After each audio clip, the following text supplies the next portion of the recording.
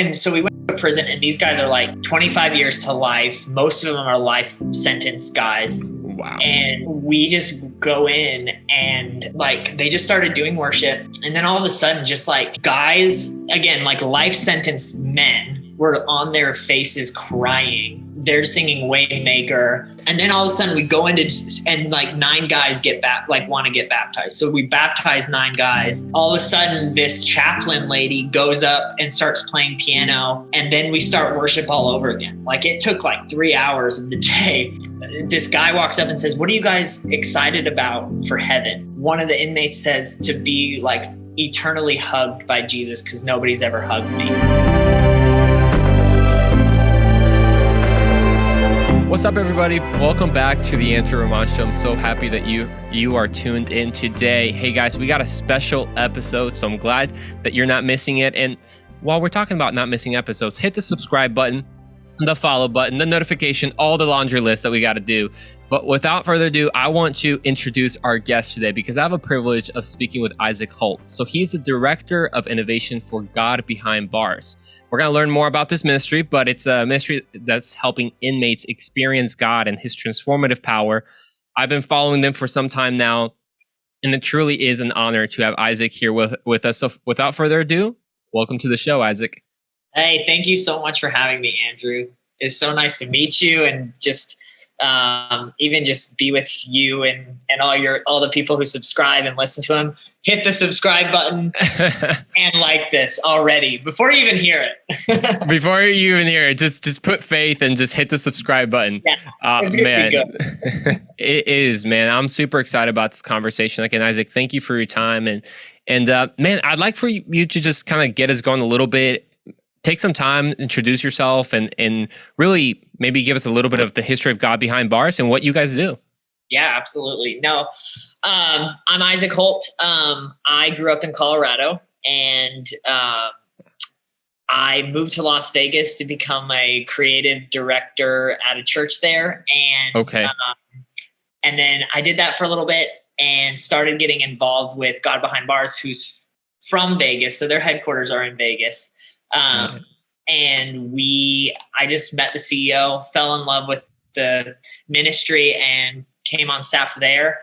God Behind Bars has been going for about 12 years. They first started, it's pretty cool because it's just an innovative idea. Prison is a place that's like 10 years behind. If you think about like, they're not killing it innovation wise. But our CEO, Jake Bodine, just had a vision to start a satellite campus in a prison. Like, how do you do a satellite church campus in a prison? And this was 11 years ago. Like, maybe the first one had started, just been happening. So it wasn't like this, it wasn't like everyone was doing it. So he just started getting to work and just kept trying technology to see how that could happen inside of a prison. And finally, he found the right technology, created the right technology in some ways, and installed it into the first prison in Nevada. And then it started kind of going from there. We now have 50 church campuses, and basically churches go in and it's their own church campus inside of prisons. That's kind of how God Behind Bars started. Wow. So we're approved I think we're now close to 30 states. And then just recently, just to fast forward everything, we had so COVID hit and everyone was shut down. Definitely prisons were shut down. And honestly, we were like, concerned, man, like, is God Behind Bars done? Like, are we done? Wow. And, we just started praying and really on our knees, like, God, what do we do? And he just put this vision in our hearts of creating the first Christian app inside of prisons. Wow. Inmates have tablets now. So there's close to 1 million tablets outside and into prisons. And nobody had created a third-party app inside of prisons, not a Christian one. And we just felt like that's where the Lord was leading, and we put our heads down. And it was probably the most difficult, challenging thing that I've ever done, to figure out how do you build an app where a prisoner can't escape. He can't like get out of Right. It got so complicated. Just kind of a funny story. We submitted our first version of the app, and they said this isn't going to work because when they put in their login information or like add anything to it, they can create they can like pass notes basically through their tablet, so they can share things Wow. with other inmates and stuff. So then we had to like go back to the drawing board. But anyway, we praise the Lord. We launched in January of last year. So it's been a year now. We've had the app, and we've seen 30,000 inmates hit that salvation button. We have now, it's a streaming service. So it streams Christian content 24/7. We just hit 3 million views, and we're on 220,000 inmates have the opportunity to watch every single day. So it's pretty cool. That is insane. I mean, man, that's crazy. Thank you so much for kind of just walking us through that, because to be honest with you, I mean, and this is probably, I can speak for the average person, we don't think about prison very much. You know, we don't really think about who's in prison right now, how are they being encouraged, or how, you know, what resources do they have? I mean, I never knew that they had tablets, before this. Yeah. And like you said, it was something revolutionary for you guys to start and like add an app. I mean, it's almost like as revolutionary as YouVersion Bible app when that started back in the day. This is just like a whole nother new landscape that you guys are doing. So you've had it for about a year, you said? Yeah, a year. A year. Basically today we started. I mean, it's really, I mean, even just piggybacking off of what you said, I think probably my favorite part of this ministry, and even just to speak to the people listening, it's so, I was actually just typing something out on my social media. I was about to post something about, we just had Maverick City inside of a prison, and they did a whole concert thing. Wow. And I've just been like thinking so much about it, that if God, like what I want people to see when they see our social media, but even just in general, is that if God can save a murderer and change their life, like he can change your life. And I want it to be such a hopeful thing, where that if he can do that for them, like he can do that for you, and you're not too far gone. Like if you thought this person, like in all circumstantial physical evidence, this person, the murderer, should be counted off like God's grace. God's grace doesn't go to him. But he counts him in still. And he still says he loves them. He cares about them. He has a purpose for their life. And he has that for you, and even when you feel depressed, anxious, and too far gone, like God says that he still chose you and he can meet you there. And I just think that's something that I think I've probably what I've learned the most inside of prison is God's grace, and how good he is to care about somebody who literally, like, honestly, in my like, if I did not know God, like, I would say he doesn't deserve it. And he so does. He so deserves God's grace. So, man, that's so encouraging. One of the things that I really love about the ministry, and it's one thing that my family and I, we pastor a church, and my parents are pastors. And so I've kind of been in the ministry for a little bit. And, you hear about prison ministries, and you hear, oh, we're going to go reach out. And something that was just so moving about God behind bars, I actually came across it back when it was more the holiday season than Christmas, right? It was that big Christmas event that you guys did for, I believe it was those that had very long sentences, or even life sentences, that they don't get the opportunity to spend Christmas with their families as someone who's not in prison would. Yeah. You take that for granted. And just watching that video, I'm pretty sure I shed a couple tears. I mean, it was just beautiful to see the redemptive work that you guys are doing. And I mean, I wanted to ask you, with the time that you've been now with God Behind Bars, and you shared a little bit of your heart now, but what's one of the kind of most memorable moments about what you all have been able to do? Oh, goodness. Man. I'll tell you my very first moment in prison because it's funny. Yeah. So I'm filming in this prison. First time ever. It's like a high max prison in Colorado, which is actually, I think, one of the videos probably you saw. And not that specific day, but a different day. Right. But my first time in prison, I walk in and these guys are like jacked. They're huge. And like, and I'm 5'6". So I walk in and I have a camera and I say, hey, like, can I interview? Is there someone I can interview that, I can, yeah. So anyway, I asked for an interview to one of the guards and the guard's like, oh yeah, you should interview blank guy. And this guy walks up, he's like 6'5", like 300 pounds. And he's just solid muscle. And he says like, oh yeah, come over here. You can record in here. They bring me to a like small room. The guard like closes the door. And, oh my gosh. And like, it's just me and him. And I just remember thinking like, oh no, like, where am I? And what have I just done? And I'm like, can you tell me your story? And he's like, well, I mean, I murdered 3 people. I was like, oh, oh snap. Like, is there a camera here? Like, is this? Anyway, so that was my first memorable moment. Everything was great. He had a great testimony. He actually is making like, Matt, he's incredible. Honestly, he started a CrossFit ministry and is reaching so many different people. But that was my first like moment in prison where I was like, what is happening? And then I would say probably one of my most memorable moments so far has been, we did an event in Florida with vertical worship. Okay. And it was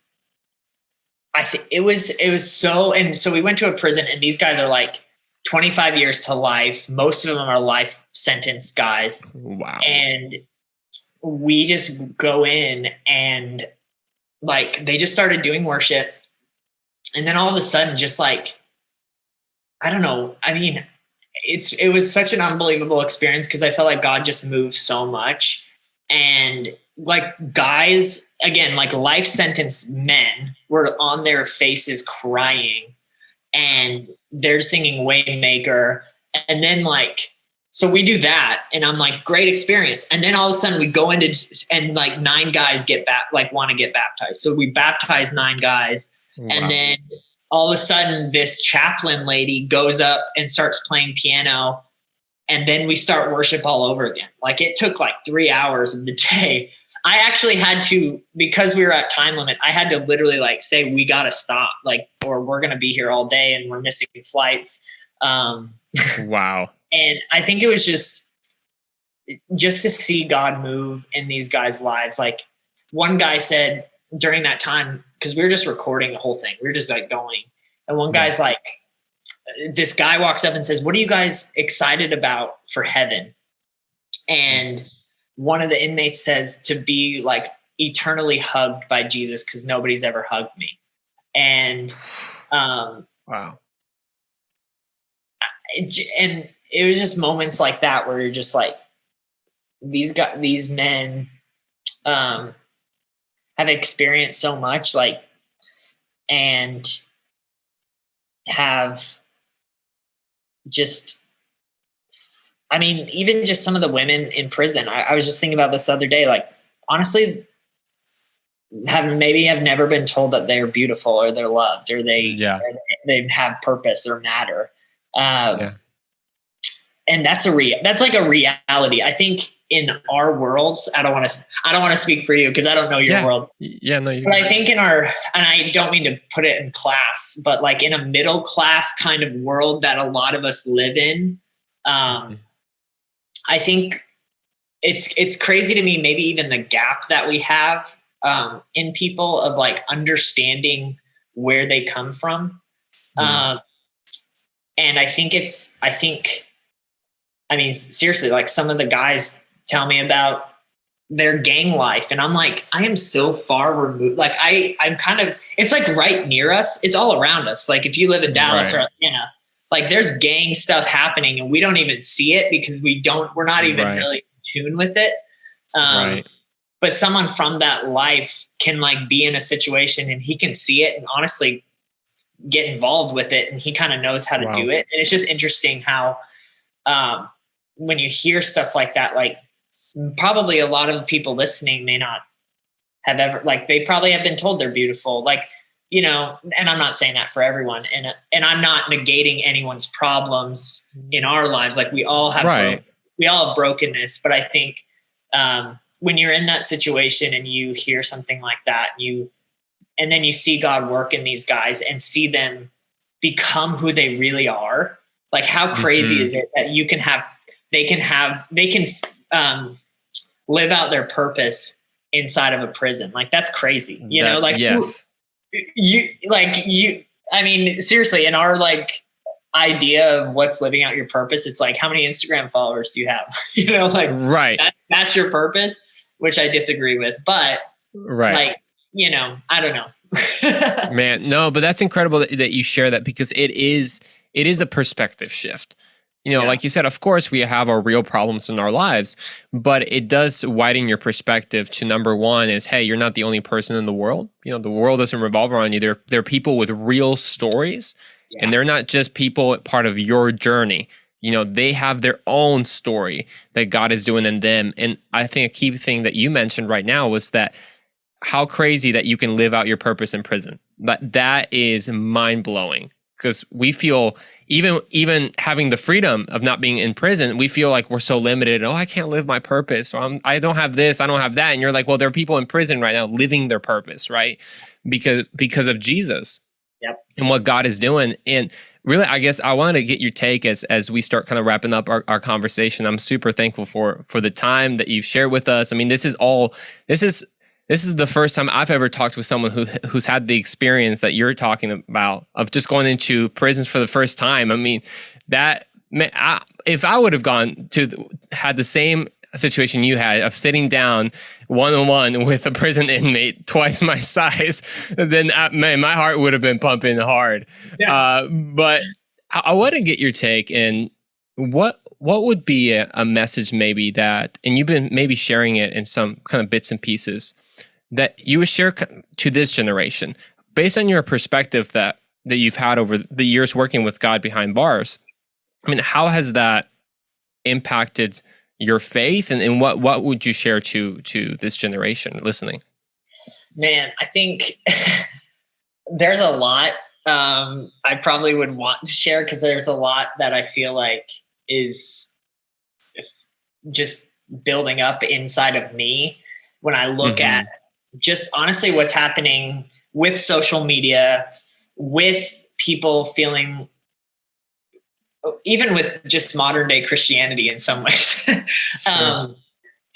But I think what I would share, I was just talking to somebody today who is like, I want to live out, like I want to do ministry, or I want to live out my purpose, but I don't feel like I'm where I'm supposed to be, but I'm just doing it right now, whatever. And so I'm going to try and encapsulate as much as I can of what I've been thinking about and praying about inside of me. But I think that I would just encourage you that you have purpose right now, right here. You have a ministry right next to you, right near you. And it doesn't take it, as much as it's like, oh, Isaac gets to go to prison and do his ministry. So that's like, he's just so much better than, like, he's like, not better, but like he goes and does that. Yeah. So he has some sort of like, some sort of higher calling or whatever. And it's not true. It's not true at all. It's like, you have broken people to your right and left every single day. And you know what, like on the other side, doing this, like there's so much heat and flack and attack that happens against us sometimes, because, you know, these guys don't deserve it, or these are this, or even just, there's so much that comes our way. And I think I also want to encourage, like, to go and do it, go and make a difference. Do not listen to people saying that you shouldn't, or even people shutting you down or trying to shut you up. Like I think we're in a time in our country's time in everything. It's like, we've got to go. And there are people I am not seeing things get better. I'm seeing things kind of get broken down, and we have to go and we have to reach people. And there are people to your right and left who need Jesus. And if you're waiting for this magical moment, hopefully it might happen for you, but it may not happen. But I just want to encourage people to go and to not wait. Like, don't wait till you have 100,000 followers or till you have some sort of like, I don't know, something that's like earthly that doesn't have any substance. Like a quote unquote platform, right? Everyone's waiting for their platform. My platform. It's not big enough, or whatever the case is. It's never going to be, I was just thinking about this. Sorry. We might be going long. No, go for it. But I was thinking about this the other day of, if I'm afraid currently right now, if I'm afraid to share my faith with somebody, that probably means I have some attachment to this life that I am valuing more than that person's life.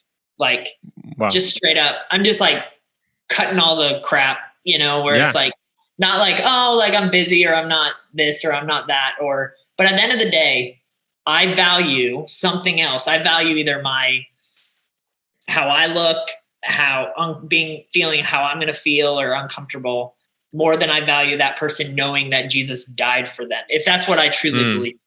And I think we're just in a place where we have to stop. We just got to stop pretending, and we have to like really see things for what they are. And go. Like, we gotta go. Like, I have so much hurry of, I want to get more prisoners the Pando app. Like, I'm not on all the tablets. I want to be on the tablets. I want them to have an opportunity to hear these things. I want them.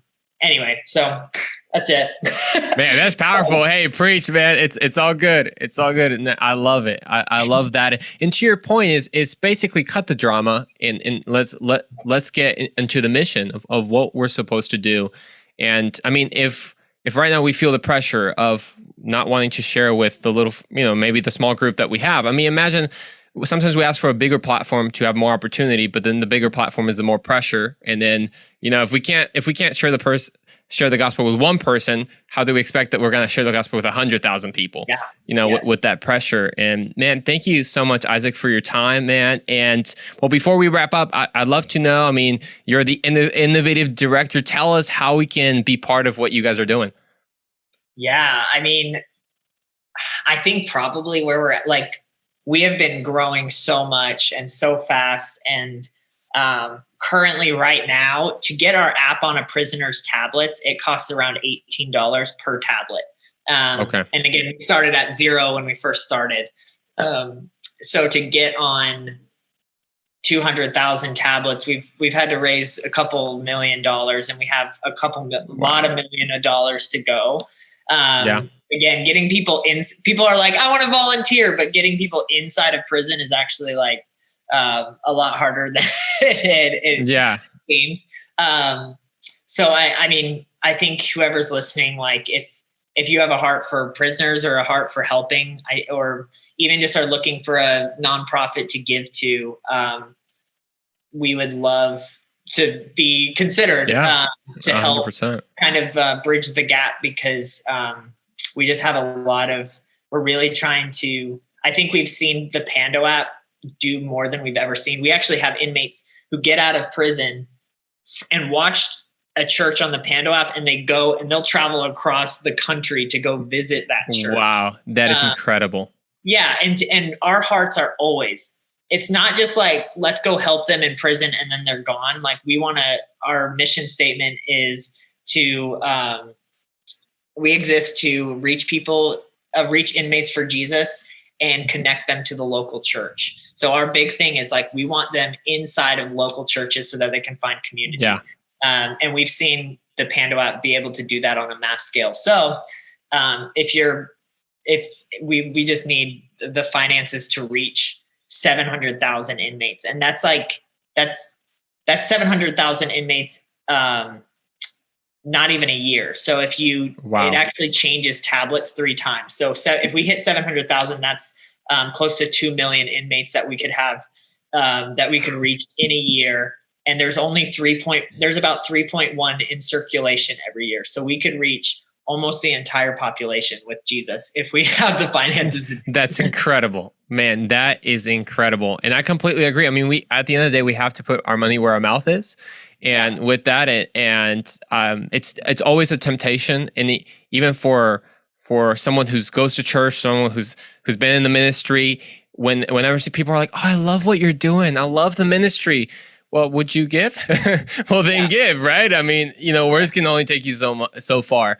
So we're definitely going to put all the information out there, and I'll be the first one to give as well. So Isaac, thank you so much for your time, man. I really appreciate it. Thank you for kind of giving us an inside look into God behind bars. And folks, thank you so much for watching another episode of the Andrew Ramon Show.